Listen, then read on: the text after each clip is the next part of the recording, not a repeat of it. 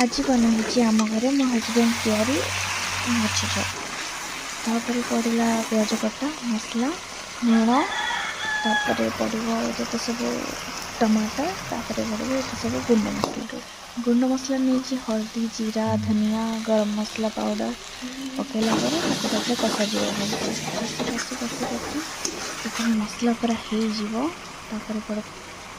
पड़ो दही दही पड़ सारा दही पकई सारा पुणी 2-3 मिनिट भलसे मिसेगा जमी दही फाटबनी और मसला पूरा मिक्स हो दही मिसई सारापर मैंने भलसे किसी टाइम है माछ भाजिक रखी माछ भजा को पकईदबा माछ भजा को पकई सारापर मिक्स करवा मिक्स मिक्स मिक्स भलसे मिक्स सारापर जमी माने मसला और माछ भलसे पूरा लगे माछ देहरे मसला पूरा भलसे मिसीज मिसी सारापर पानी पकईदब पानी पकई सारापर से वेट करवा से जो भलसे पानी डकमक डकमक हो फुटब तापर आम दबा धनिया पत्र और कंचा लंका दे सारापर